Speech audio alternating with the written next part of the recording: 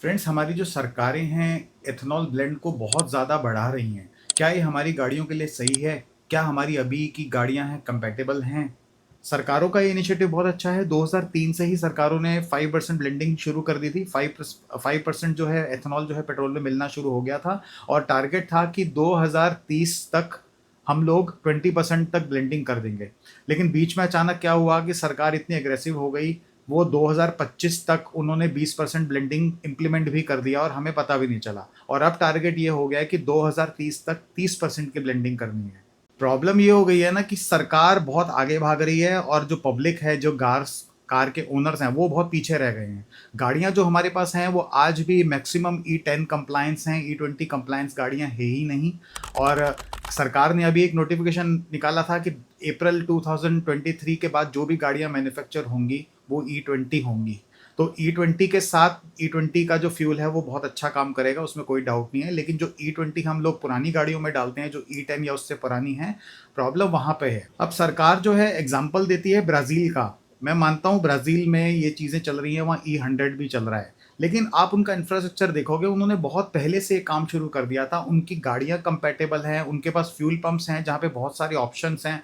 हमारे यहाँ पे क्या है कि आपने एक नई पॉलिसी ला दी, लेकिन आप ये नहीं देख रहे कि जो हमारी पहले की गाड़ियाँ हैं उनका क्या होगा। आप 15 साल 10 साल का आपने रूल तो लगा दिया, लेकिन अगर आप एकदम से कह देंगे कि पेट्रोल गाड़ियों को 10 साल में हटा दें तो पब्लिक जो है कपड़े फाड़ने लग जाएगी। लेकिन आपने एक ऐसा रूल ला दिया कि चलो हम फ्यूल में ही जहर मिला देते हैं कि गाड़ियां अपने आप ही खत्म हो जाएं, तो 15 साल तक चलने की नौबत ही नहीं आएगी।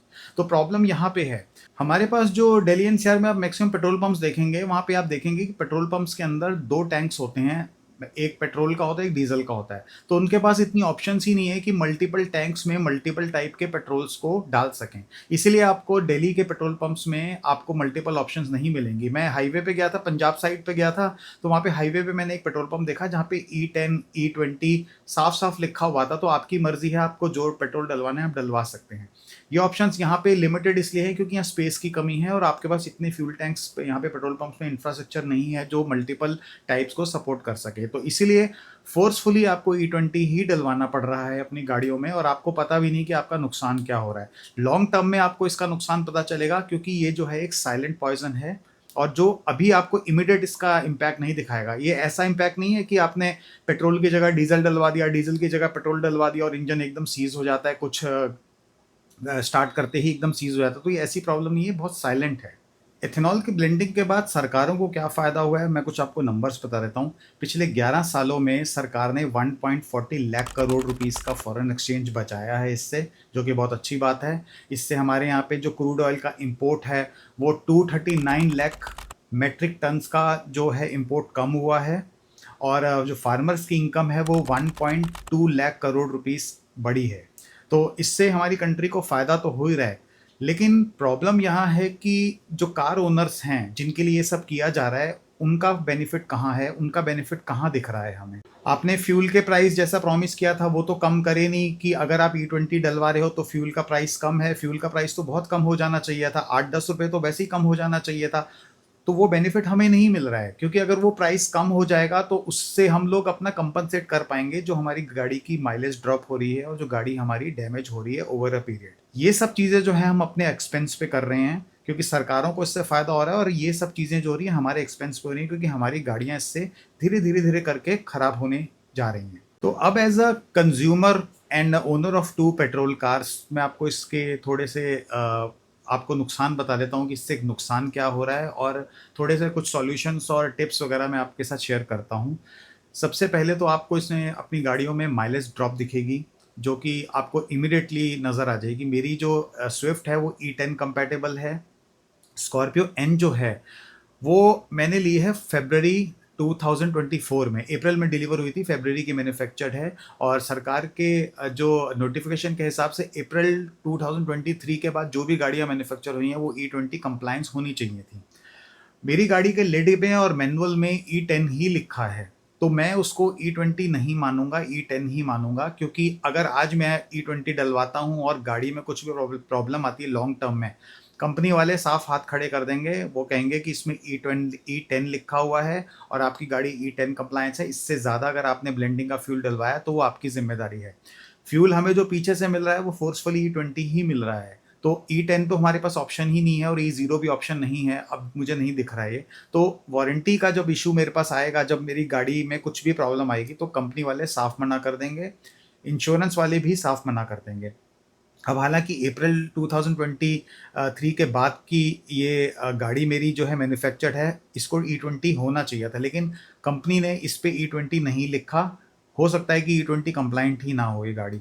अब इससे सबको पता है कि अगर आप हायर एथेनॉल की ब्लेंडिंग वाला फ्यूल अगर आप डलवा लेते हैं, तो सबसे पहले जो डैमेज इसमें गाड़ी में होता है कि वियर टियर इसमें बढ़ जाता है, क्योंकि जो लुब्रिकेशन है वो लेयर जो है वो सारी ख़त्म होने लग जाती है। केमिकली जो ट्रीटेड लेयर्स होती हैं हमारी गाड़ी के अंदर, वो एथेनॉल जो है उसको पूरा ख़राब कर देता है, तो गाड़ी में फ्रिक्शन बढ़ जाता है बहुत ज़्यादा।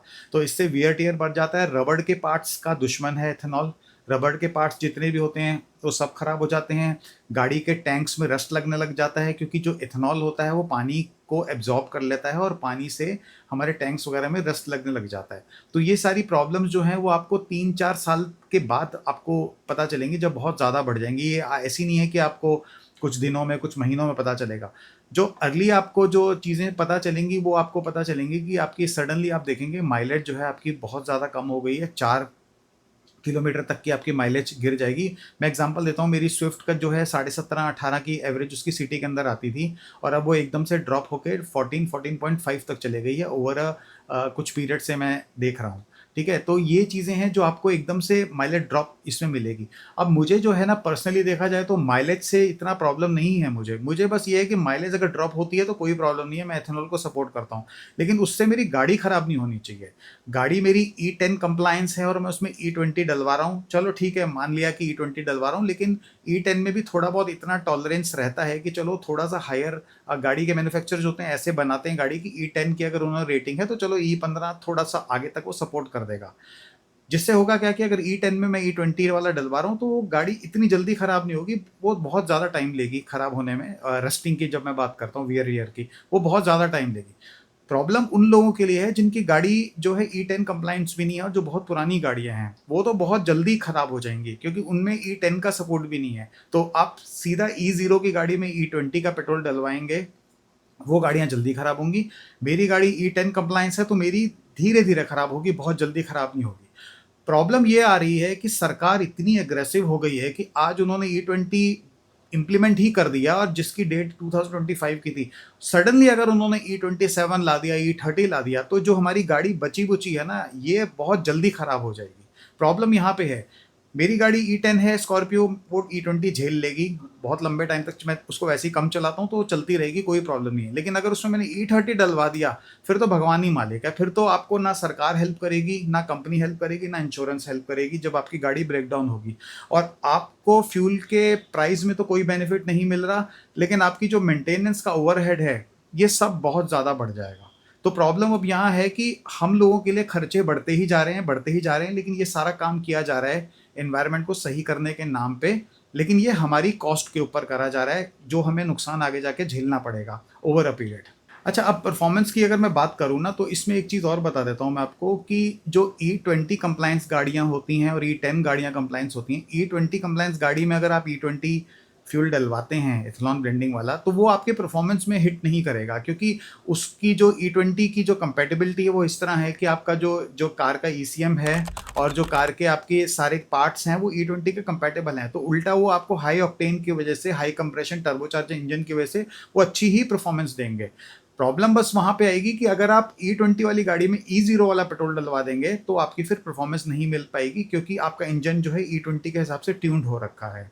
और उसी तरह अगर आप E10 वाली गाड़ी में E10 का फ्यूल डलवाएंगे तो आपकी गाड़ी जो है वो परफॉर्मेंस में प्रॉब्लम नहीं करेगी, लेकिन जो है एवरेज ड्रॉप तो आपको उसमें दिखेगी ही, क्योंकि जो एथेनॉल के अंदर एनर्जी होती है वो पेट्रोल से काफ़ी कम होती है, तो फिर एथेनॉल को ज़्यादा बर्न होना पड़ता है उतनी ही एनर्जी लाने के लिए जो आपको पिकअप में चाहिए। तो आपको परफॉर्मेंस में फ़र्क दिखे ना दिखे, लेकिन आपको उसमें एफिशिएंसी में और माइलेज में ज़रूर आपको फ़र्क दिखेगा।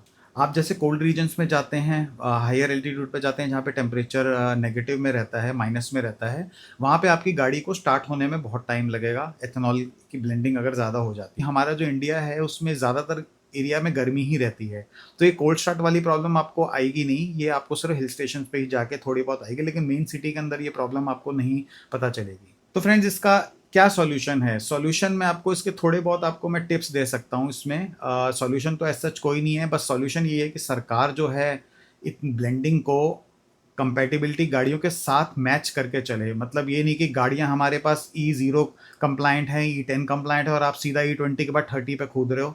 ये प्रॉब्लम है। यहाँ पे इतनी जल्दबाजी नहीं करनी चाहिए। आप पहले इंफ्रास्ट्रक्चर बनाओ, इंफ्रास्ट्रक्चर पहले सपोर्ट करे सिस्टम को, उसके बाद उस सिस्टम को लाओ। नहीं तो यहाँ पे ना बैलेंस सारा बिगड़ रहा है। सारी चीज़ें सही हो रही हैं, लेकिन जो कार के ओनर्स हैं वही परेशान होंगे और कुछ नहीं होगा। तो आप फोर्स करोगे लोगों को कि आप अपनी पेट्रोल गाड़ियाँ को भी आप स्क्रैप करो, हटाओ और आप सीधा इलेक्ट्रिक पे आ जाओ। तो इलेक्ट्रिक को तो मैं वैसे भी सपोर्ट नहीं करता। इलेक्ट्रिक गाड़ियों में तो वैसी प्रॉब्लम इतनी ज़्यादा है कि आप देखा जाए तो आपके पास इंफ्रास्ट्रक्चर है ही नहीं गाड़ियों को लाने का। तो आप लाओ गाड़ियाँ, बहुत अच्छी बात है, लेकिन जब तक इंफ्रास्ट्रक्चर इनके साथ चीज़ों के साथ मैच नहीं करेगा ना, सारी चीज़ें फेल ही होंगी। तो मैं ईवी पे शिफ्ट नहीं हो सकता। पेट्रोल इसलिए लेते थे कि 15 साल चल जाए। आपने वो वाला भी ऐसा कर दिया कि भाई अगर E20, E30, E27, E30 अगर आ गया तो वो गाड़ियाँ भी जल्दी दम तोड़ देंगी। तो फिर हमारे पास कोई ऑप्शन बच नहीं रहा है। अब डीजल का ऑप्शन ही बचा मेरे पास, तो डीजल अगर मैं गाड़ी लेता हूँ तो वो 10 साल से ज़्यादा वो भी नहीं रख सकते। हालांकि डीजल में जो ब्लेंडिंग की प्रॉब्लम है उससे ज़्यादा नुकसान नहीं होगा, लेकिन पेट्रोल गाड़ियों को ज़्यादा नुकसान होगा।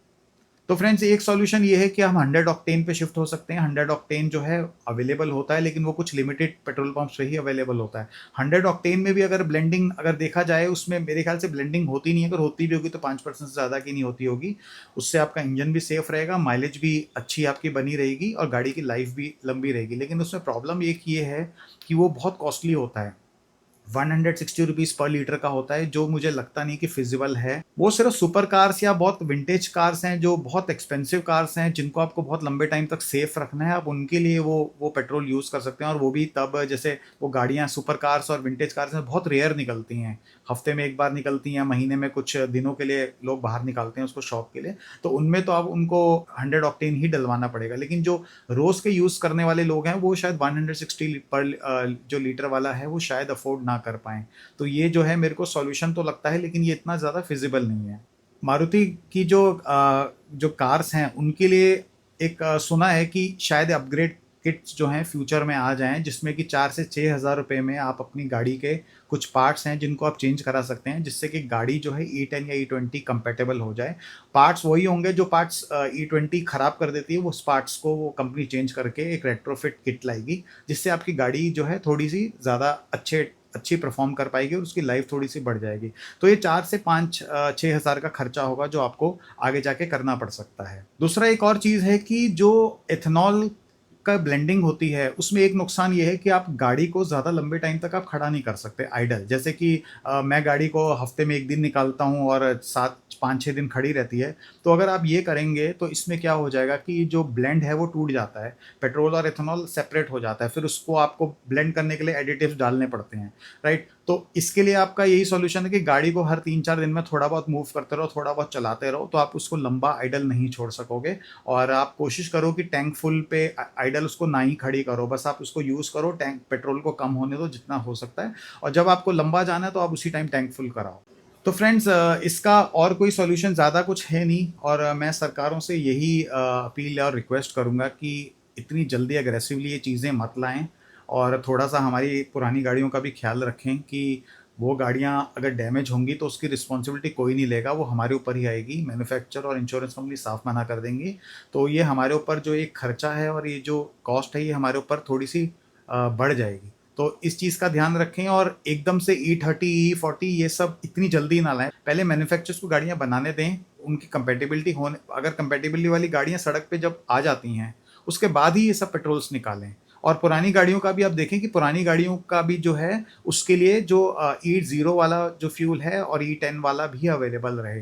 मतलब ऐसा नहीं हो कि रातों रात पेट्रोल पंप पे सीधा E27 आ गया, E30 आ गया और पुरानी गाड़ियाँ जो हैं वो बिल्कुल उनकी जान चली जाएगी इस चक्कर में। तो फ्रेंड्स आई होप आपको ये वीडियो अच्छा लगा होगा, इन्फॉर्मेटिव लगा होगा। अगर आपको कंटेंट मेरा पसंद आए तो आप प्लीज़ लाइक कीजिए, सब्सक्राइब कीजिए, आप मुझसे क्वेश्चंस पूछ सकते हैं। और थैंक्स फॉर वॉचिंग। मिलता हूँ आपको नेक्स्ट वीडियो में, तब तक के लिए bye and have a safe driving.